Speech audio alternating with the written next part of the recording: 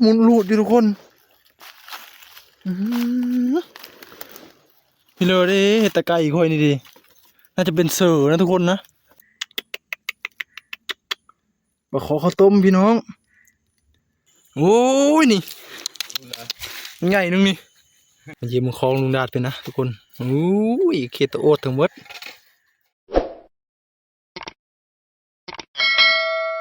สบายดีพี่น้องพร้อมไปเบิร์ดทุกคนนี่กาอยู่กับบ่าวคำไม้เนาะป่าพี่น้องไปหาอยู่หากินอยู่ในป่านะไปขึ้นดงนะทุกคนไปกับลุงเชียงดาดเปิดลุงเชียงดาดไปขึ้นก้อนแล้วคอยขึ้นน้ำหลังลงมาข้าวก้อนนั้นส่วนเดียวก็เพิ่นนะส่วนเดียวก็เพิ่นเป็นขึ้นเท่านลงส่วนเดียวนี่สิขึ้นไปน้ำเพิ่นแล้วพี่น้องเลยสิผ่านเพิ่นไปบุระแคมป์ผาเพิ่งแล้วพี่น้อง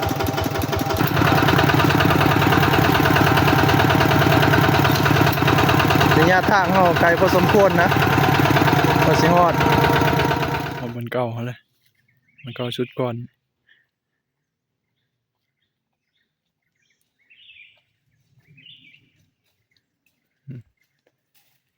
พอเดี๋ยวอาบน้ำมาฮอดแล้วก็มากันดิฮ้อนดิ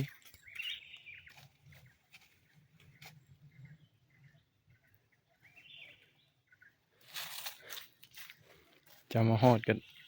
จะไปหากินเลยพี่น้องเลย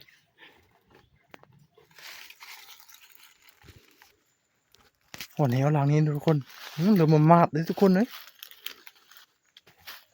โอ้หลันละถือพอดีโอ้พี่เลยเห็ดเด็ดนี่โอ้หมุนลูดอยู่ทุกคนพี่เลยดิเห็ดตะไคร้อีกคนนี่ดิน่าจะเป็นเสือนะทุกคนนะเหลือครึ่งเดียวนึงโอ้มีแนวกินไก่เขาได้ทุกคนเลยจะหมุนลูดอยู่ทุกคนถือไก่มีแนวกินนะ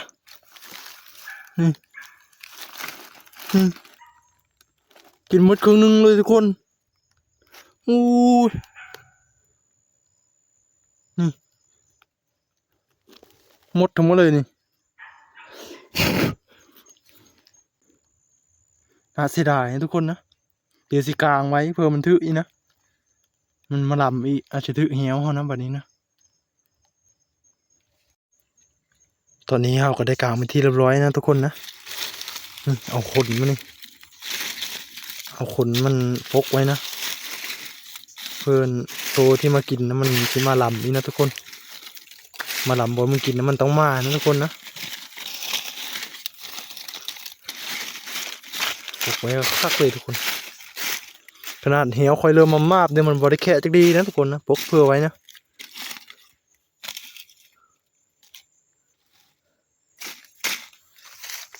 โอ้ยเป็นมุนลูดเลยทุกคนโอ้น่าเสียดายนะทุกคนเนาะค่อยมือหาก็ได้2 มือนะสองคืนนะทุกคนมือที่3ค่อยมากินละกินน่าจะกินมื้อคืนนี้นะถือแต่ว่านนี้ถือแต่ว่านนี้ค่ะกินคืนนี้กินหมดครึ่งนึงจงไว้แค่ครึ่งนึงใจดีหลายเติบนะจักใจดีจักอิ่มนะทุกคนไก่มักใหญ่ไก่แม่นะเหลือแต่ไส้มันนี่วันนี้ก็ดีไส้มันกับอันครึ่งนึงนะทุกคนเอาสีเอาไส้มันนี่เดี๋ยวตัวมันเหลือกินนี่ปลาไว้นี่นะทุกคน ปลาไว้กลางนี่เลยเนาะทุกคนเนาะปลาไว้กลางนี่เลยไส้มันไส้เน่านะออกมากินเอาคนปกไว้มันกึ่นนี่มันเหยียบลงเลยทุกคนน่าจะเรียบร้อยนะคำมันมาลำมันแรงนะปั๊บมักชิปแล้วนะทุกคนทารุณน้ำกันมือเสานะทุกคนนะมือเสาอาจสิมายามอี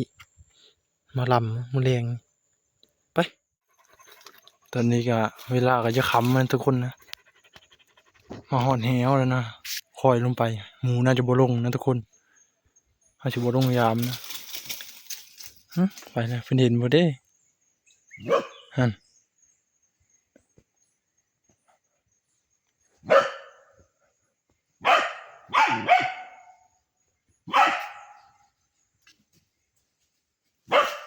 เอาไปเด้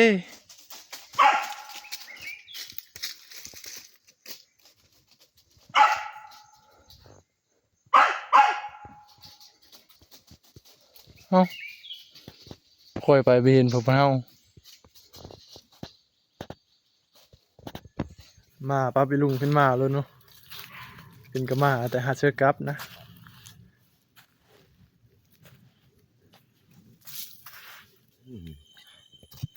บรรยากาศยามกลางคืนนะ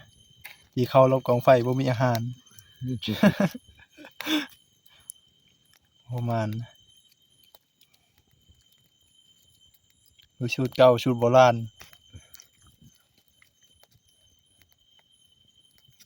เดือน3บุญกุจี้เลย บุญข้าวจีเนาะมื้อนี้ได้บุญข้าวจีเนาะ ย่อ บุญข้าวจีเฮาจีเข้าวตะดง โยม จีตะดงแต่เฮาบุญข้าวจีเด้อพี่น้องมื้อนี้นะบุญข้าวจีบ้านเวงจีเข้ากินข้าวแล้วก็สิได้นอนเลยพี่น้องเอ้ยมื้อนี้มาไกลนะนอนรอบกองไฟนี่นะคนละฟ้าเลยอีลุงไปนอนฟ้านี้ค่อยนอนฟ้านี้ฟ้ามานี่อยู่นี่มันคนละฟ้าห้องกองไฟจังมีดาวบรรยากาศยามกลางคืนกันเนาะร้อนแห้งนะ โอ้นอนมัน ทั้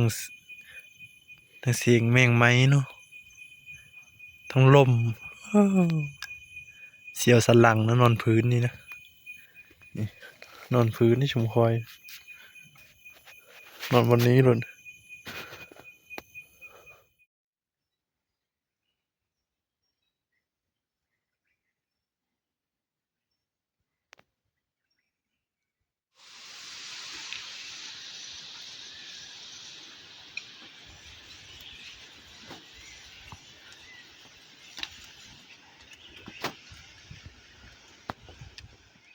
ทักทายสบายดียามเสาร์นะทุกคน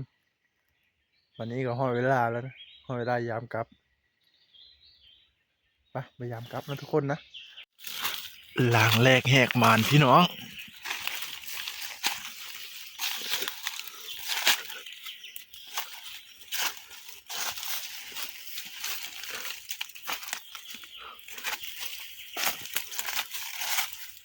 โอ้หลังแรกก็สมอยเนาะพี่น้องประมาณหลั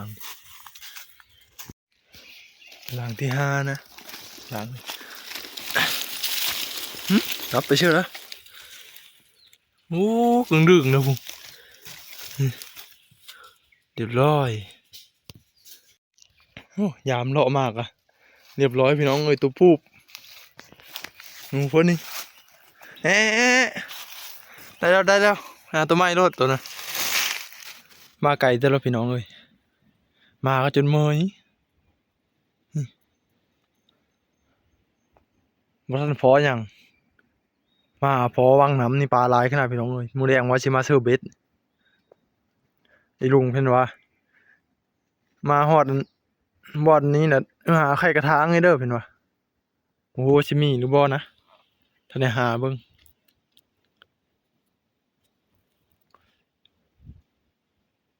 วังทำแถวนี้ก็หลายนะพี่น้องนะปลานะมีทั้งปลาฝามีทั้งปลาขอข้าวต้มมูแดงว่าสิมาเซอร์เบ็ดนะพี่น้องพาพี่น้องมาเซอร์เบ็ดในมูแดงเดี๋ยวคอยสิหาไข่กระถางก่อนนะพี่น้องนะโอ้ยพี่น้องกระถางก็มาไล่ไปแล้วชุกี้นี่บ่ทันหมดนี้ละบอกมันอยู่ชุกี้นี่ไล่ตะทาดไปเจ้าไข่มันอยู่แถวนี้จังนู้หาเบิ่งก่อนสิมีหรือบ่นะพี่เลิศนี่โอ้ยไข่กระถางอันนี้จังน้อยอันนี้2 4 6 8 10 12หน่วยนะพี่น้องนี่ไข่กระถาง12หน่วยโอ้ยมันไข่อยู่นี่ไข่ทันมดชะมาไล่ละประมาณ12หน่วยนะพี่น้องนะนี่ก็มาฮอนบอร์ดนะทุกคนนะ มีลุงที่นี่จากใบชิเลย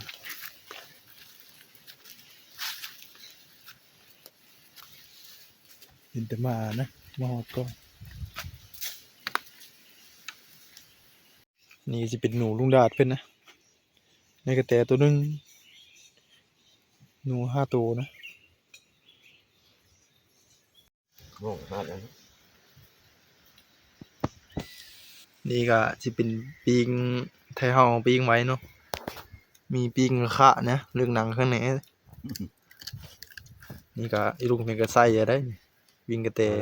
กินข้าวแล้วได้ มาได้ทุกคนเองเขาได้แบบนี้เลย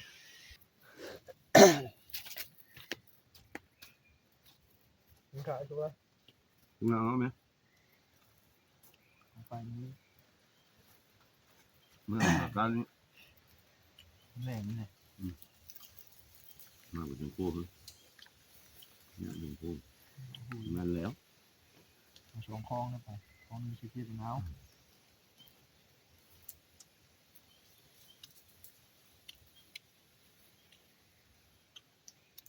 ไม่รู้ตัวมีของ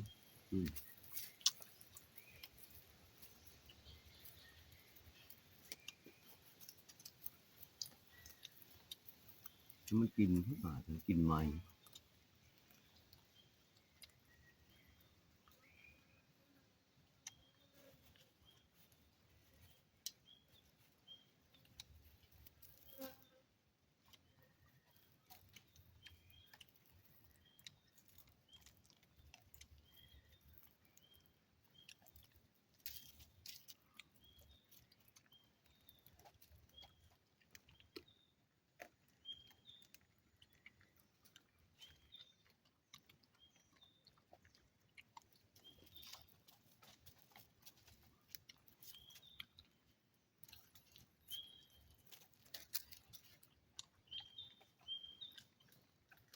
แทบอยู่บ่ก็กินอยู่แบบนั้นนั่นละหันคือมันหายมันมีบนการ หลังจากปันเขาปันผือแล้วก็วันนี้ก็สิได้ไปหาเสื้อเบ็ดเลยพี่น้องหาเสื้อเบ็ดตามห้วยตามห้องมันนั่นแหละวางทำมันเห็นปลาลายพี่น้องเลยเป็นพวกนี้ก็เชื่อบางลั่นนี่ทั้งบางลั่นทั้งกะโหลก็2 ลางนะบางลั่นเป็นว่าเอาไป3 ลางรู้สิมานหรือบ่กันบ่มานแล้วเพราะว่า กันบ่มานแล้วชัดลงโหยโลดว่ะบ่ต้องเอามาแล้ว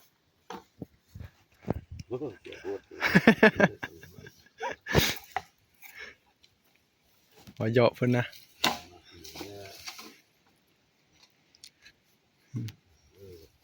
บัดนี้ก็สิหาเครื่องไปเลยพี่น้องเอ้ยพบกันอยู่พุ่นละหมอนโหยพุ่นละหาเชือเบ็ดเชือกลางพุ่นละตอนนี้ก็ชุมพลอยกำลังเดินทางหาใส่เบ็ดนะไปไม้เด็ดที่เฮาพบมือตอนกลางเว้นนี่ก็ตะเว้นก็จะค่ำนั่นนะพี่น้องไปฮอดเชือเบ็ดมันพอดีค่ำไปใส่เบ็ดแล้วก็มือแรงกับท่าการท่ายามเลยนะยามประมาณรอบนึงนะครับมานอนแล้วพี่น้องเลยยามประมาณรอบนึงแล้วมานอนมาเฮาลิงนะพี่น้องลิงลายขนาดเป็นชิปเฮามาเฮาหลังไปพุ่นก็หลายตัวเต็มนะมาตัวนึงก็ได้อยู่พุ่น2 ตัวได้อยู่พี่โดดชาชีดโดนนานไปไล่ป้านะกูจุบก็จุบเลยโอ้ยหลังไปแล้ว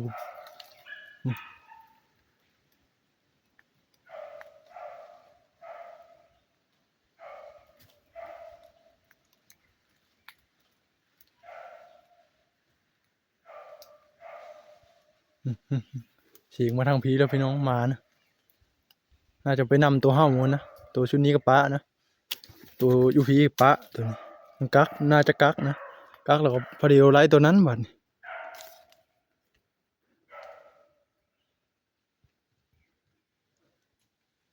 มาลำไล่น้ำมันพี่น้องไปหาเชลเบสดีกว่าตอนนี้ก็มาหอดไม้นะทุกคนนะนี่บอลเฮาชีใส่เบสระวังมันเป็นแบบขี้หินแล้วเป็นถ้ำน้ำอ่างนี่ปลาหลายพี่น้องนี่เฮาสิมาว่างเบ็ดเชื่อนะบูฮูสิมานหรือบ่มาลุ้นนำกันนะทุกคนเชื่อแล้วก็ยามเลยนะเชื่อแล้วก็มื้อแลงประมาณ7 โมงนะ7 โมงนะประมาณ1 ทุ่ม7 โมงแล้วนะเฮาสิได้ยามแล้วไปหาว่างเบ็ดทุกคนหมายแรกเฮาทุกคนสิใช้บอลนี้แหละทำนี่ว่างนี้ก็ว่างหันเนี่ยมันหันก็มีทำนึงอยู่หันแต่เฮาสิใส่บนนี้ก่อนนะใส่บนนี้ก่อนค่อยเห็นปลาขอเขาต้มใหญ่อยู่นี่หมู่เธอก็สิมีปลาฝานะทุกคนนะอีลุงเอาน้ำคุณแบบนี้ต้องมีปลาฝาเหยื่อเขาก็สิเป็นปลาซิวนะทุกคนนะปลาซิวเป็นเบ็ดสายยาวนะผู้สมัยนี่ก็โยนลงไปเลยว้ามทารุนอย่างเดียวเดี๋ยวสิว่างล้างต่อไปเนาะพี่น้องล้างที่2พี่น้องทำคือเก่าโยนลงไปเอาบ่ถึงโอ้ยห้องพี่เลยล่ะเสียชูดเบิดนี่ยังจะปลาทำมันเป็นทำนะนี่น้ำอังปลาชิยูนี่นะทุกคนนะเพื่อก็เอาไม่ได้นะทำไม่เชื่อเบ็ดไปล้างที่3ทุกคนมาหอดล้างที่3นะโยนลงปลาทำเนี่ยทุกคนโป้งประมาณนี้นะทุกคนนะไปล้างที่4โอ้บนล้างที่4ก็พี่น้องปลาทำเก่งมากๆนี่โอ้พอมีลุ้นนะพี่น้องปลาฟาเลยน้ำตีนวนๆนะปลาฟายันหากระเฮ้านี่นะไปวางเบ็ดพี่น้องล้างที่4พร้อมเสิร์ฟพี่น้องพร้อมเสิร์ฟแล้วถ้าลุ้นนะล้างที่5ก็ใส่เป็นที่เรียบร้อยนะปลาทำมือก็ตอนบอลนี้แล้วนะเชื่อขึ้นไปกันนี่วันนี้แหละสิได้เชื่อเลาะลงเตอร์ได้ป่ะอีลุงเป็นยูเตอร์พวกนี้ลุงเป็นเชื่อกระโลเลาะขึ้นมาเชื่อกระโลนะเชื่อกระโลเลาะขึ้นมานัดเดียวว่าไปพบเดียวจะพุ่นเราอ่ะคอยเชื่อเลาะลงเตอร์แล้วป่ะนี่ตัวเนื้อเชื่อแล้วนะตอนนี้กะตะเวนกระตุกดินเลยทุกคนเนาะค้ำแล้วนะสลุ่มมืดมันนี่กะสีเลาะเบิ้งเบ็ดเนาะมันสิถึกพี่เลยเลาะเบิ้งก่อนหลังแรกแหงมานพี่น้อง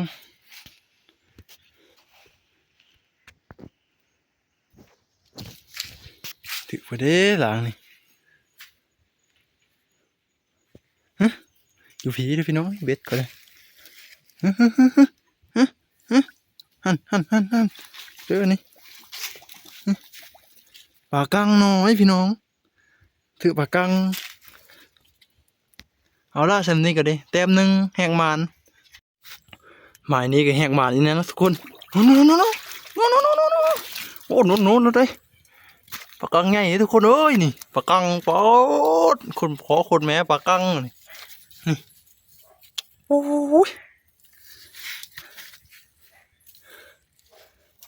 ปลากังนี่ทุกคน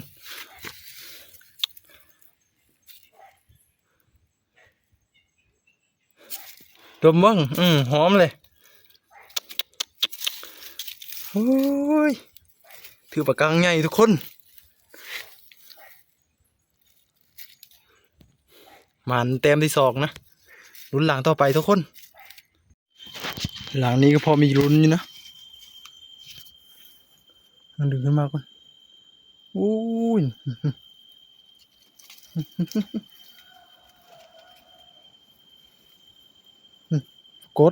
กดน้อย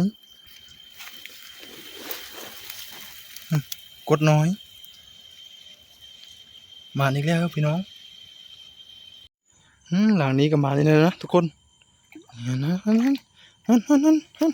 นี่ปลากังนะพี่น้องนะมาอีกแล้วปลากังนะพี่น้องรุ่นหลังต่อไปพี่น้องโอ้พี่น้องหลังนี้ก็มีลุ้นนะ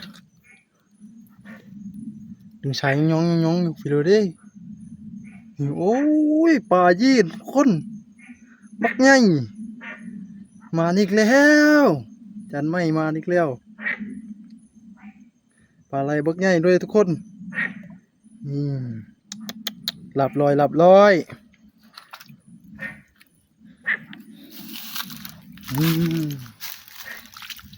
อุ้ยหลุดแล้วเนาะเดี๋ยวสิเอาเมียนก่อนเก็บก่อนทุกคนอู้หลังนี้กะดึงโน้นอยู่ทุกคนดึงโน้นอยู่เดี๋ยวเด้นี่มาขอข้าวต้มพี่น้องช่ำแขนเลยมานนี่เดี๋ยวสิเก็บก่อนพี่น้องหลังนี้กันน่าจะมานแล้วทุกคนนะถึงนะยกมือนุอุ้ยมักเริ่มมาบเลยนี่ให้ก็ตัวเมื่อกี้นะพายินนุมึงคักนุมันมือนี่รุ่นหลังต่อไปพี่น้องโอ้หลังนี่ทุกคนน่าจะปลาเย็นนะทุกคนนะนี่เบ็ดเราจนเบ็ดรุดนะโอ้มัดโบแน่นได้ลุงนี่เสียดายทุกคนไปทางเบ็ดเลยโอ้คอยว่างอยู่นี่นะมันจะปลาเย็นเอาไปนะทุกคนเบ็ดรุดเลยถ้าจะใหญ่นะถ้าจะใหญ่พอสมควรเลยดึงเบ็ดจนรุดแล้วอันนี้ก็ดึงถึงอยู่นะทุกคนนี่เยอะนั่นดึงถึงอยู่นะลุ้นกันว่าปลาพี่เลยนะมาเบิ้งปล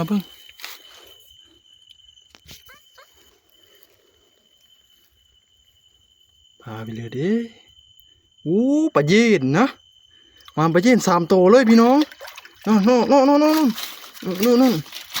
โอ้ยมันเก็บรุ่นหลังต่อไปพี่น้องลึกโอ้ยหลังนี้กับพี่น้องเข่งต้องอยู่นะนี่นะโอ้ยนี่ใหญ่นึงนี่โอ้ยลุงเพ่งกับพอดีมาโลดมึงมีตายมึงขายตัดใส่เบ็ดมึงมีทางไม่ตายกระจีดมันแล้วนะกระจีดมันละมาเลยดอกอ๋อมาเช้าเฉย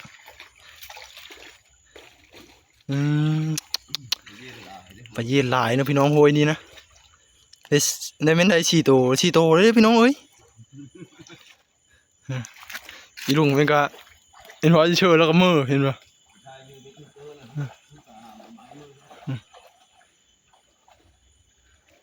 ไปแล้วนะรุ่นหลังต่อไปพี่น้องวันนี้ก็ชี้ยามรอบมือนะทุกคนนะยามรอบสุดท้ายนะยามวันนี้มือนะลุงวะไปทุกคนยามรอบสุดท้ายมาลุ้นกันมาลุ้นรอบสุดท้ายนะทุกคนหลังนี้ก็เคียงต้องอยู่นะถือดูบอลนะอุ้ยนี่ปลากังน้อยนะมานอยู่ขานั่นก็ดิรอบสุดท้ายก็ดิขาครับนะทุกคนตอนนี้ก็ได้ยามเบ็ดเป็นที่เรียบร้อยนะทุกคนนะท่านยามอีกทีกับมือเช้านะทุกคนถ้าเดี๋ยวนี้ก็ท่ายลุงมาถ้าเยี่ยมคลองพุ่นนะว่าเป็นสิได้ลายหรือบ่มันเยี่ยมคลองลุงดาดไปนะทุกคนอู้ยเขตโอดทั้งหมดนับเศร้านะเขตโอดนี่นะ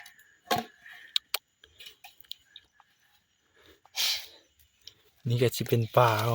าค่อยนะมีปลาเย็น4 ตัวมะเนี่ยนะปลาหันกับปลากั้งทั้งหมดกับปลาคอข้าวต้ม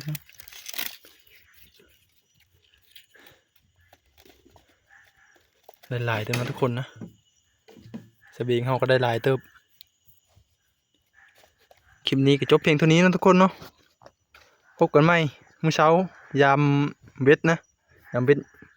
สายยาวเขานะวันนี้ก็สิหาบอนนอนก่อนนะทุกคน คือบอกว่าเรื่องของเบิ้งเลยน้อง เออคอยว่าสิได้ปลาฟ้าน้ำมือแรงนะถ้าชอบมุมมื้อเช้า